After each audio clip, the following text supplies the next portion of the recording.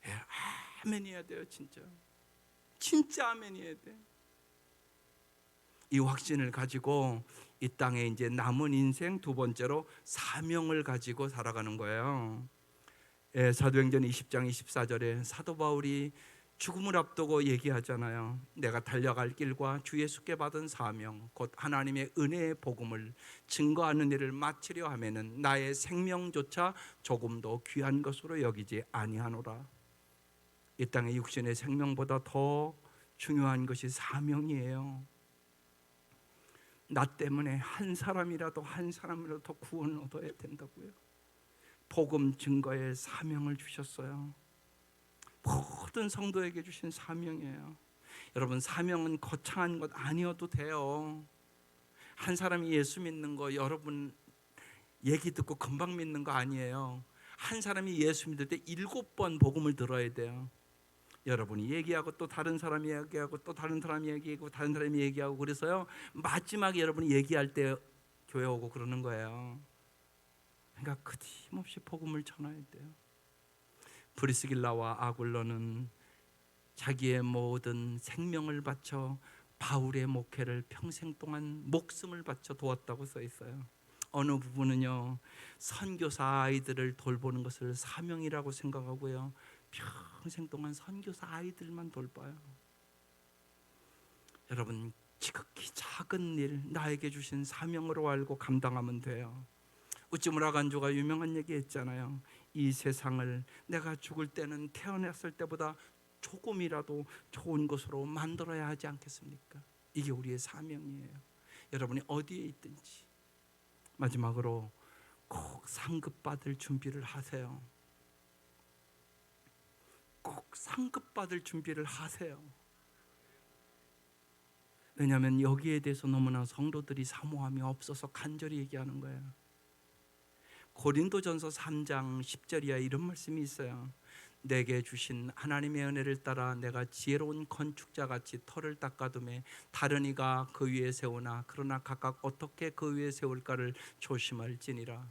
이 닦아둔 것 외에 능히 다른 터를 닦아둘 자가 없으니 이 터는 곧 예수 그리스도라. 그 다음에 이제 우리에게 이 말씀이 중요해요.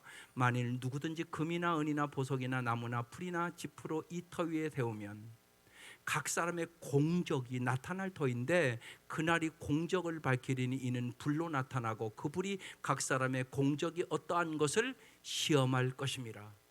만일 누구든지 그 위에 세운 공적이 그대로 있으면 상을 받고 누구든지 그 공적이 불타면 해를 받으리니 그러나 자신은 구원을 받되 불 가운데 받은 것 같으니라.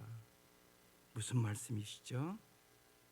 여기 있는 분들, 예수를 믿는 분들, 예수님을 믿는 분들은 공적에 따라서 상을 주겠다는 거예요. 그런데 불같은 시험이 있다는 거예요. 여러분, 불 나면 풀로 집은 집은 다 타지 않겠어요? 나무로 지은 집도 다 타지 않겠어요? 그러나 금으로 지은 집은 타지는 않겠죠. 지금 그 얘기를 하고 있는 것이에요. 공적은 하나님이 이 땅에서 여러분에게 맡겨진 일들을 얘기하는 것이에요. 그대로 있으면 상을 얻고 없으면 상을 못 받는다고 얘기하는 거예요. 예수를 믿으면 구원은 다 받아요. 그런데 불 가운데 구원받은 것 같다, 부끄러운 구원이 있다고 얘기하는 거예요. 그 사람에게는 구원은 받았죠. 그러니까 상급은 없단 말이에요.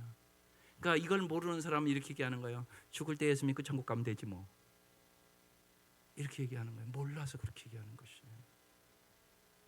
여러분 잘 생각해 보세요. 우리는 모두 다 그도의 심판대 앞에 설 날이 반드시 와요. 그게 고린도서 5장 10절의 말씀이에요. 오늘 죽음으로부터 장막집이 무너진다고부터 시작하잖아요. 이는 우리가 다 반드시 그도의 심판대 앞에 나타나게 되어 각각 선악간의 그 몸으로 행한 것을 따라 받으려 함이라. 예수 믿는 사람에게 여러분 지옥 심판은 없어요. 여러분 지옥 안 가요. 그리고 정죄의 심판도 없어요. 그런데 뭐가 있다고요? 상급 심판은 있단 말입니다.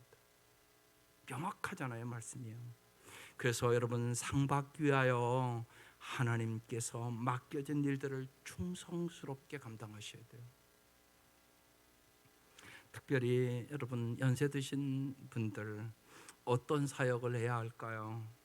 노년에도요 계속 하나님의 영광을 위하여 사는 법을 올바로 배울 필요가 있어요. 심지어는 내 주위의 목사님들도, 은퇴한 목사님들이요, 이제 뭐 편히 쉬지, 뭐 재미있게 여행이나 다니다가 천국 가면 되지, 뭐 이런 분들이 있어요.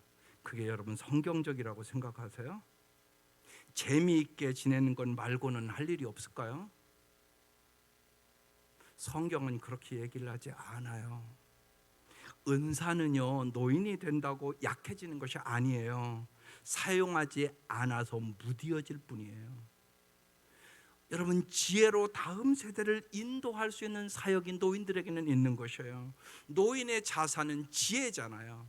물론 젊은이들의 그 지식을 우리가 따라갈 수 없어요. 그러나 노인은요 인생의 여러 가지 고통과 괴로움과 아픔과 슬픔을 경험했잖아요. 그러니까 사랑하는 젊은이들이 그 길을 갖지 않도록 지혜롭게 도와줘야 되는 거잖아요. 당연한 거 아니세요? 그래서 노인의 건강한 마음가짐이 세 가지예요. 성숙, 겸손, 열정.